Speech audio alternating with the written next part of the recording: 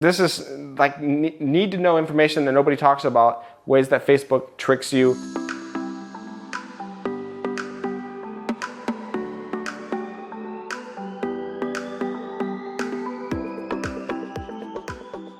What's up guys? So Nate back here, and in this video we are talking about the dirty little tricks Facebook plays on your campaigns when you're setting it up, when you're running it, and they don't tell you about this, but just from years of experience, this is what I know. They make money in so many different ways that when you set up your ads, if you don't do it correctly, right? If you don't do it exactly the right way, you can be burning money without even knowing it, because they're gonna be charging you higher CPMs. They're gonna be getting you lower conversions. They're gonna have you spending more money to get the results you want, and you're not even aware that you're doing it. So in this video, we're talking about how you can avoid those tricks, what Facebook's doing, and it's their platform, right? So they can do it. We just have to be aware of it and how to avoid those mistakes. Okay, so the first thing that they do, the very first thing when you're setting up their campaign is in the targeting section, there's a little box, and that is called expand interest. This, they think is amazing, right? They think you're gonna help you get so many more conversions because you're gonna expand your audience and you're gonna reach all these new people that you didn't have because it's outside of the targeting that you had set. Sounds great, except for your conversion rates are gonna drop tremendously. Now, there's no limits. You targeting pig lovers, they're gonna be sending you to the iPhone game called Piggyback Mountain or whatever. I don't know, that's not a real game, but they're gonna be sending you to anything related to pigs, even though you want it like actual pig farmers because that's what your design was. There's a ton of things that sound good but are gonna hurt your performance. That is one of them. Now that doesn't actually raise your CPMs, but that will give you way less conversions than normal. So definitely never check that box. The next thing that they do is the default setting is called auto placements. That means they're gonna set up your ad, when you're setting it up, right? They want you to automatically put your ad on all the placements. This is the mobile newsfeed, the desktop newsfeed, the audience network, the instant articles, the Instagram stories. They want you on messenger ads. They want you everywhere because that's where they can make the most money. Well, if you know anything about this, certain placements are a lot better than others. And I personally only use one. It's called mobile newsfeed. I turn off everything else because everything else is a shot in the dark. The only thing that's very consistent that I can get the same result over and over again is mobile newsfeed. And the good part about mobile newsfeed, it's also the largest, right? All of these other placements that give you options for are hit and miss. Maybe they work sometimes. For example, audience network, that's junk traffic. You're gonna be wasting so much money. You're gonna think, oh, look at all these cheap clicks, it's gonna help me. No, it's not. You're gonna have super poor performance. That's why Facebook has it defaulted on for you, because they want you. If you're not smart enough, yeah, you're gonna run it. They're gonna make so much of this extra money from you, because now if you have a $100 budget and you only put that $100 budget on the stuff that works, right? That's perfect for you, but not for Facebook. They want that $100 budget spread across all of the placement options, because now all the other placements, if you're smart, you're not using it. So they want you, as many people using those other placements, to free up the ad inventory on the part of the placement, the mobile newsfeed, that actually converts, because they don't want everybody on one section, right? So that is how they trick you. Number two, the next way they trick you, there's this new option, right? If you're on conversions and you set up your ads for conversions, and there's this little thing that says, hey, it looks like you don't have a lot of pixel data. Would you like to optimize for clicks for the first 5-7 days or whatever, until you have enough, or until definitely, I don't know how long it is, until you have enough conversion data. Definitely don't do this. That option for optimize for clicks before you get conversions, again, another way for Facebook just to grab your money, because what's it gonna make it look like? It's gonna make it look like you have potential, right? Oh, I'm getting all these cheap clicks. Conversion's gonna come. A conversion's gonna come. A conversion's gonna come. No, never comes. Okay, you might get lucky. I'm not gonna say you're never gonna get a sale from website click optimization, but it's a lot less likely, right? A lot less likely. And this is another way If they give you the option, sounds great, but it's terrible in practice, right? So never check that box, never optimize for clicks, never turn it on even when you're on the conversion optimization, never turn on the optimize for clicks first, right? Just straight purchase pixel, go for it, even if you have no data. Do it, trust me. So let's talk about the next one. The next one is the biggest thing I see people do it all the time. They optimize or they set up their targeting for demographics. So there's different things inside the in the targeting, right? There's interest, there's demographics, and there's like employers, job titles. What else is there? Like I said, demographics is definitely one, like mother of three, father, or whatever. I mean, there's just like different ways that you can target. Only use interest when you're targeting. If you use the job titles, if you use the demographics, if you use the buying behaviors, all the behaviors that like our engaged shoppers, whatever, if you use that, you're gonna pay higher CPMs. They're gonna charge you more for that data. And it's not even guaranteed to work, right? It doesn't actually make that big of a difference.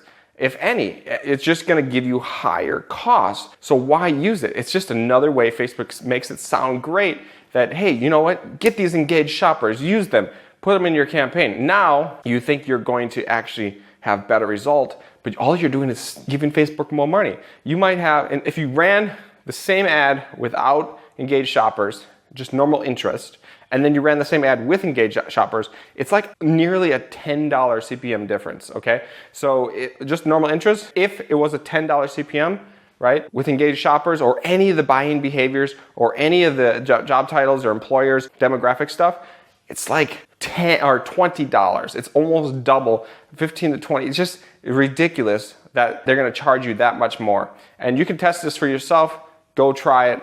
It's very, very true that using other non-interest, but all the demographic and the buying behavior, all that stuff is way more expensive. Definitely don't do that. And with this on the same note, let's talk about lookalike audiences. Okay, so I rarely use lookalike audiences. Now, not saying I do use them. They do work, right? Do they work as well as they used to? No. I think Facebook lowered the criteria a little bit. They used to work way better 2 years ago, 3 years ago. Nowadays, sometimes my lookalike audience don't work at all, and I have 1,000 sales, and they don't do anything. They're like $4 link clicks. I'm like, what's going on here? But Facebook's charging more when you use lookalike audiences. The CPMs on lookalike audiences, $20 to $30.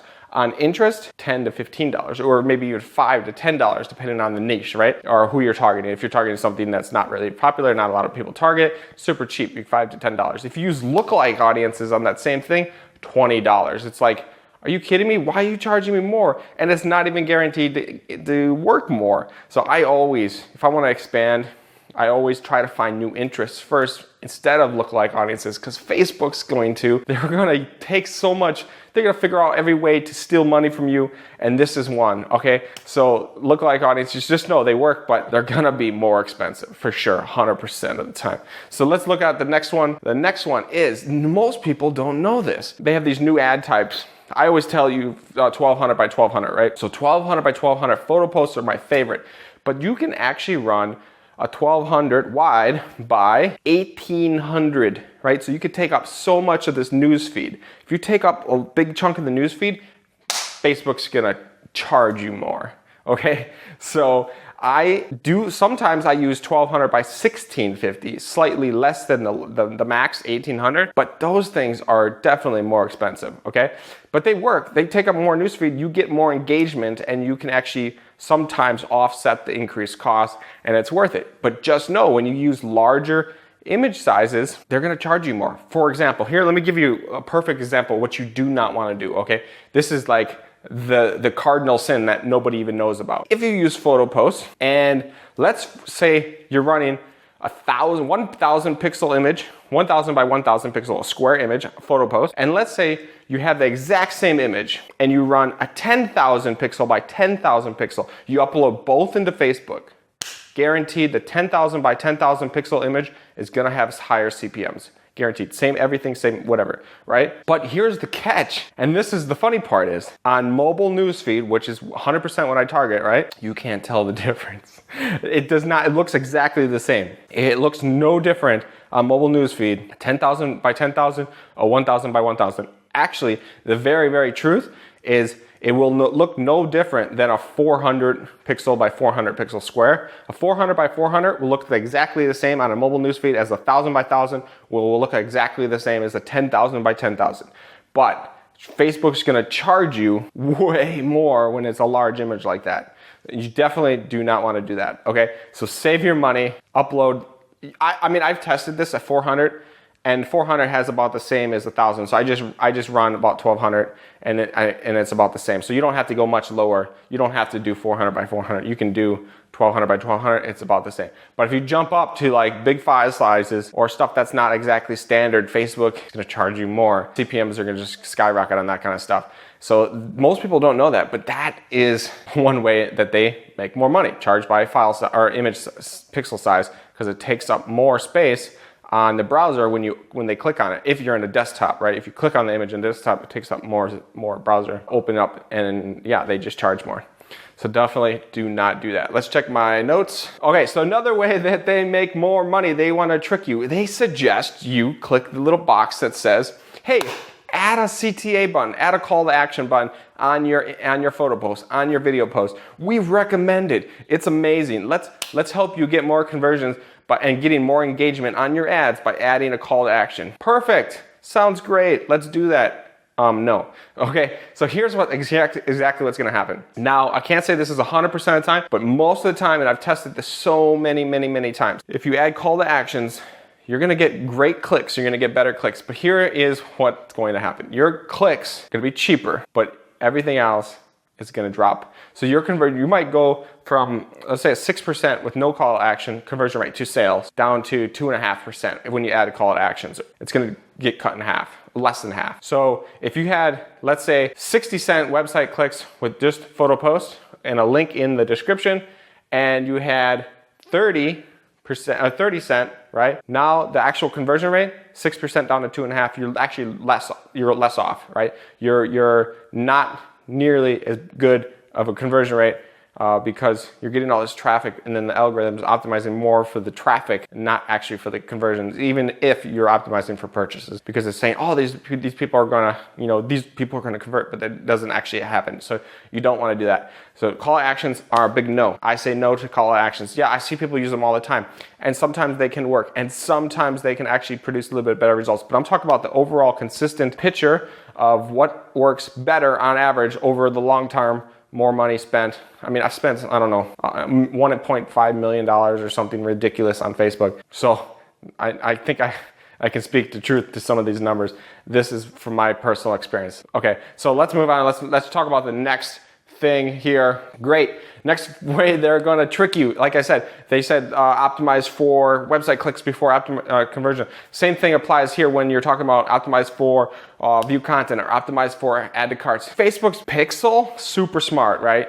But what they're going to tell you is, yeah, start with the view content, and then you're going to get a lot of data into the pixel. But that's not the data you want, because that pixel, that optimization, that view content optimization or the add to cart optimization, guess what it's going to give you? It's going to give you exactly what you tell it to. It's going to give you the view contents, but those view contents do not translate to sales. Those add to carts rarely translate to sales. Yeah, an add to cart is closer, so it might give you a couple sales, but nowhere near as good as optimize for purchase, right? So if you say, I want to optimize for view content, they're going to say, yeah, start like that. That's really good. Do that. It's going to help you.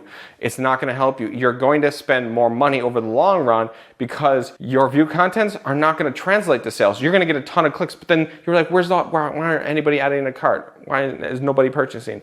I got 500 view contents, but one add to cart. What's wrong? What's wrong is you optimize for view contents. And then the same thing can happen with add to cart. You optimize for add to carts. You're like, I'm getting like 100 add to carts and I got one purchase. That's 1% conversion rate. That is what's going to happen when you optimize for those other events. Facebook's going to give you exactly what you tell it to. I want add to carts.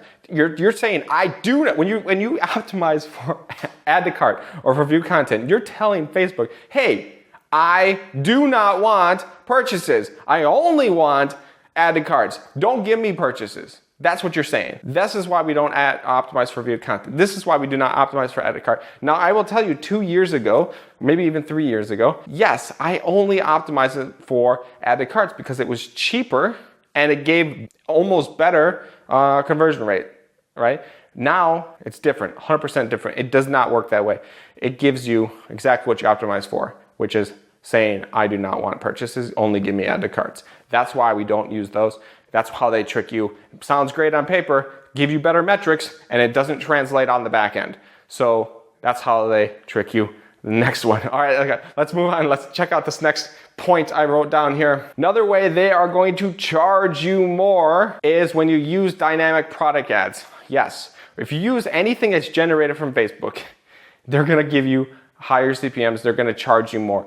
I prefer setting up my retargeting ads manually. If I know people are coming to this product and I'm targeting this product specifically, I'm running a lot of ads to it, I'm gonna set up my own retargeting ads with custom audiences and set it up that way, not manually. If I run dynamic ads, Facebook's gonna give me some crazy CPM, like $40, $50, $60, $70 CPMs.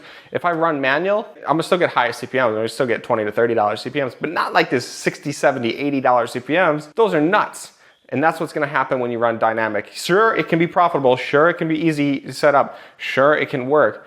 But I'm talking about like the difference between a $20 CPM and an $80 CPM, 4x. Well, I can get 4x better results if I set it up manually. I'm gonna take that extra work every single time, right? You do that extra work, just let this video be a lesson. Don't trust Facebook. They're gonna try to steal your money, and they're really, really good at it. If you don't know the tricks, they're gonna take every single dollar you have and they're gonna do it. So the next point is, I didn't actually write it down, but I just thought about it right now. So I wanna tell you about it. Never, ever, ever start an ad after 12 p.m. Okay? Yes, 12 p.m. is the middle of the day, but just don't start ads after 12 p.m. Here's why. You have a $30 budget, right, on your ad set. And let's say you started at 7 p.m. at night.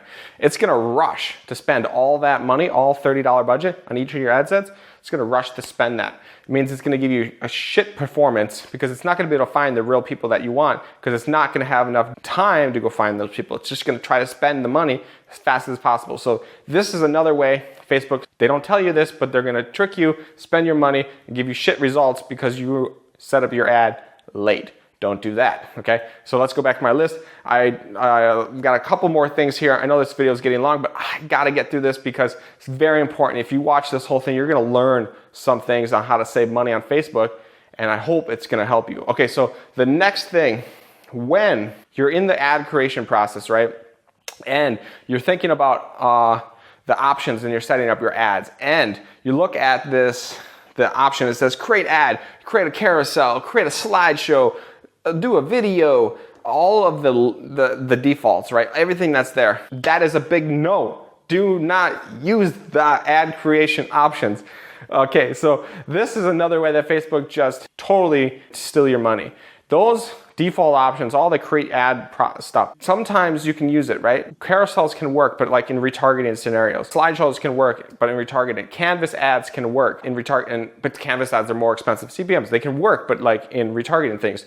So what I'm telling you to do is use photo post on your fan page, photo post, dark post, and it's always the hidden little option up in the corner that says use existing post, and then you can create a new photo post or a new dark post or whatever, or even a video photo post, right? You can do video ads too, but photo post style. If you use the create ad process, it's just a way for Facebook to make more money because those ads don't perform as well as photo posts. And this is why photo posts are the best. They optimize the best. They give you the best conversions. They have the highest engagements. Well, maybe not the highest engagement, but they definitely give you really, really good performance, okay? So other ads might give you higher performance, but they won't translate into, or higher engagement, but they won't translate into higher conversions. Well, if we're running e-com stores, that's all we want. So take that note. Facebook's gonna trick you on the ad creation process. Find the link where it says use existing post and set up a new photo post, a new dark post, okay? That is what you wanna do. Next on my list, Facebook, when you're doing this conversion, right? You're doing your WC conversions, and Facebook gives you the option way at the bottom. It says attribution window. Attribution window, 7-day click, 1-day click, or 7-day click and 1-day view. Here's what you want to do. I didn't mean to rap or rhyme, but whatever, okay? So the default is 7-day click with 1-day view. Make sure you do not choose that one. You want 7-day click only. If you have the 1-day view, it's going to give you view content optimization, even though they don't tell you that, okay? So you want the 7-day click, you want to have optimization or attribution from your purchases based on a 7-day click of data, not your viewing of your data, okay? A very big difference. We don't want anything with 1 day. 1 day, not enough data, not enough optimization, not enough attribution. 7-day click only. So you have to change that option. This is, I don't know. I don't know why it works this way. You would think 1 day viewing would work, but it just doesn't. It just doesn't optimize as good. You can get way better results with this, just a normal 7-day click. So make sure you change that option. Another way that Facebook tricks you, the defaults are always the wrong options, okay? Always. Okay, next on my list. Okay, this is the big one. If you intersect too many times, if you say, I want dogs mixed with cats, mixed with dog lovers, mixed with puppy chow, mixed with PETA, mixed with Petco, whatever, you know, like intersect like 4 or 5 times, they're gonna charge you more CPMs. They're gonna charge you ridiculous prices. And then your audience is gonna go from like $1 million to 100,000 anyways. So you do not wanna do that. What you want to do, if you wanna intersect, one intersect max, dog lovers mixed with dash hound or whatever the type of dog is, right? That is what you wanna do. You never wanna go more than 1 layer deep on the intersect. And remember what I said, the previous point, don't use demographics, don't use employers, don't use job titles, do not use any of the options except for interest, okay? They're gonna charge you more. The way they trick you, they don't tell you. Next on my list, link shorteners, okay? They don't say this either, but it's gonna happen. If you use link shorteners, bit.ly, tiny URL, any of them, right? Any of the public link shorteners, Google shortener. If you use any of them, you're gonna have way more manual reviews. Your ads are gonna sit in pending review for way longer. So what you want is you want your history, your account, your ad account, never to use link shorteners. You wanna have what I showed you in the other video check my video for best ad copy, right? And I show you how to use a redirect on Shopify. That's what you want. You wanna use your own custom domain in your ad every single time. Never use link shorteners. This is gonna help you get auto-approved way faster, and you're not gonna have these pending ads in review all this time, and they're gonna ban you way more often when you use link shorteners also. So make sure you always have your custom domain. This way your stuff's gonna get approved way faster. That's another way they don't tell you, but it's gonna hurt you when you use link shorteners. Next, here's one that people don't know, and this is a trade-off, okay? So I've done so much testing on this, and it's true, but I don't do it anymore just because it's so much work. 1 country per ad account is going to give you better conversions than if you put multiple countries in 1 ad account. If you put multiple countries in 1 ad account, it's going to have slightly less conversion. It's because it's optimizing for different types of people across the world. Now, I used to have multiple ad accounts, 1 for each country. Each ad account has its own pixel, so each pixel had its own country. And you know what? It was pain in the ass. And let's say I can get a 10% conversion rate if I had 1 pixel per country. With all the countries combined, I can get a 7 to 8%. So a little bit less. And for the long-term sustainability of the ad account and the life of the ad account, I just figured it was better, even though slightly lower conversion, it's better to have more data in 1 ad account over the long term, so I stopped doing it. Now, I've tested this not so many times. I've tested this like 3, 4, 5 times over a course of 2 years. I kept going back to having 1 pixel per country, 1 ad account per country, and it always performed better. It optimized better, it's made more sales, and it had lower cost per conversions when you did that. So take that in note. It will perform better if you give it very consistent 1 country results like that. Now, there's another thing. I'm gonna make another video about this pixel optimization because it's kind of important. How you can help have higher conversion rates based on pixel consistency. And we're going to talk about that in another video. And this is this country stuff that I'm talking about right now is part of that pixel consistency process. How Facebook will optimize better if you don't give it wide variety of data. If you give it very specific types of data over and over again, it's going to optimize a lot better for you. So we're going to talk about pixel consistency in another video. But let's move on my list. Ways they trick you is this video. So they don't tell you, but your fan page and your ad account, they have what's called account history, and now they have these product survey for your ad account too. That's public. We know about product or your fan page reviews, right? And we also know about the now people can review your products. Hey, have you bought from this fan page before? And then customers can review and leave you feedback, right? So feedback forms are now live. You can see your fan page, but there's actually an account history of your entire business manager. There's an account history of your entire ad account, an account history of your fan page as well. So there's 3 layers of history.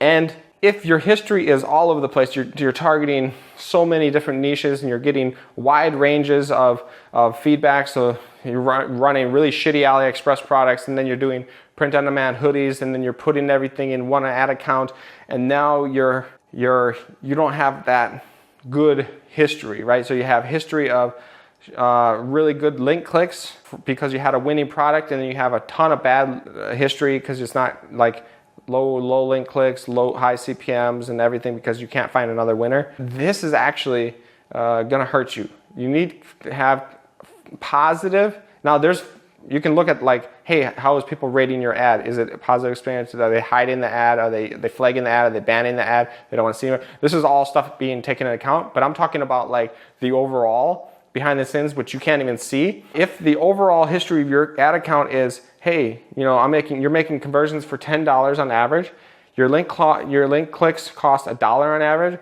your CPMs are $10 on average, right?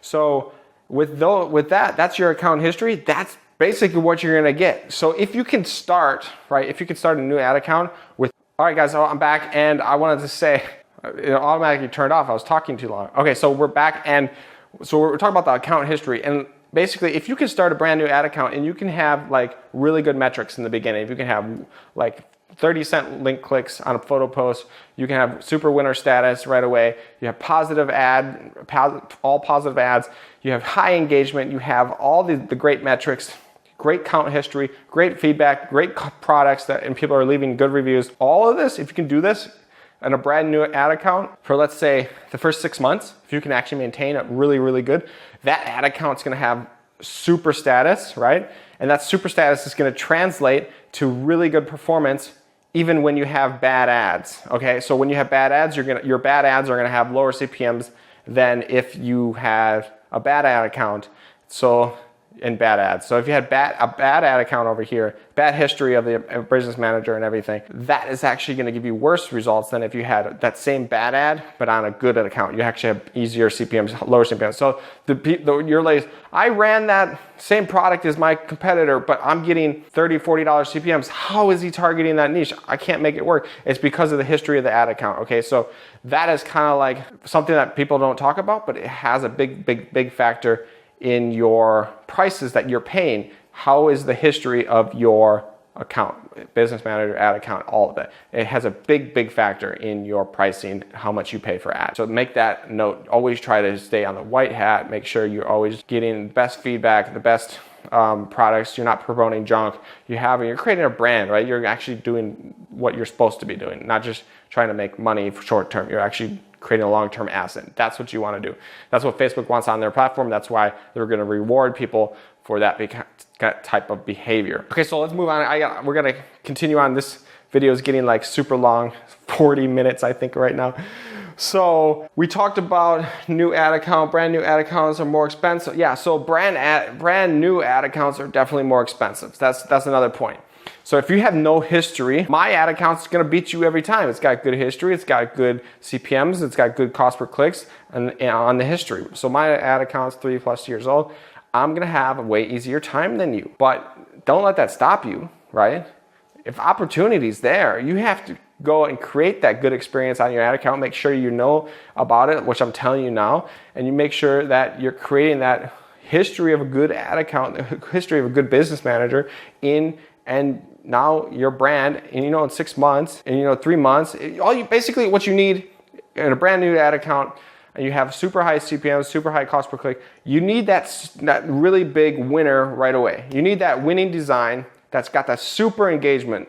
When you have a super high engagement ad, it doesn't matter about the history of anything, because that ad is just gonna take off, people are gonna love it, and that's gonna instantly create high engagement, which is gonna lower everything down, and now you have a profitable. Once you have that first super winner that's giving you every good results, good metrics, that's gonna solve all these new ad account issues that people are gonna have, okay? So that's super important. Another factor that I'm gonna tell you right now about new ad accounts is, if you have a brand new ad account, you just started it last week, you better not be trying to run ads on it, okay? If you try to run ads on a brand new ad account, telling you instant ban, instant flag, instant suspicious activity, instant whatever, right? You're not gonna be able to do it. You need to create, if your ad account's banned or whatever, let's say you've never run ads before and you created an ad account yesterday. You try to run ads anytime this month, you're screwed. They're gonna flag you. You gotta create that ad account, you gotta set everything up, take your time, and in 2 months from now, 3 months from now, run your first ad then.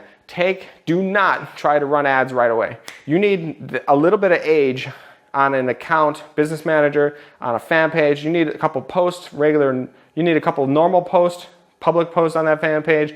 You need a couple months of no ads before you try to run ads. What can you do about it?